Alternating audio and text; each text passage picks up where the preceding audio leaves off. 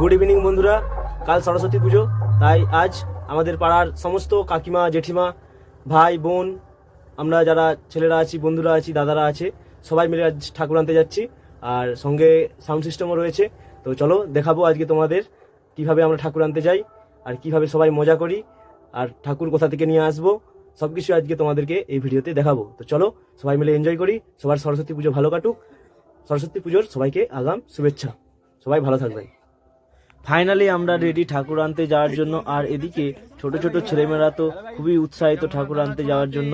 তাই দেখো ওরা অনেক আগে থেকে এসে মজা করা শুরু করে দিয়েছে। আমাদের ক্লাবের এক সদস্যকে দেখো খুব আনন্দিত আজ ঠাকুর আনতে যাওয়ার জন্য। চলো আস্তে আস্তে এগোনো যাক।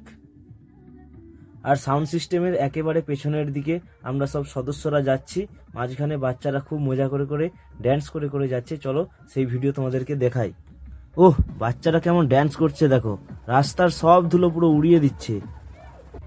এই তো আমাদের আসতে একটু দেরি হয়ে গেছিল, তাই প্যান্ডেলে আর কোনো ঠাকুর নেই। দেখো শুধুমাত্র আমাদের ঠাকুরই রয়েছে। আর ঠাকুর নিয়ে আসার সময়ও দেখো বাচ্চাদের কিন্তু কোনো রকম জোশ ক্ষয়নি, তারা কিন্তু এখনো পর্যন্ত ড্যান্স করেই চলেছে আর রাস্তার ধুলো সব উড়িয়ে দিচ্ছে। আমরা আমাদের ঠাকুর নিয়ে বাড়ির দিকে যাচ্ছি, আর যে অতি সাবধানতার সাথে ঠাকুরটিকে টলি ভ্যানেতে চাপিয়ে নিয়ে যাচ্ছে সে কিন্তু আমাদের ক্লাবেরই একজন সদস্য।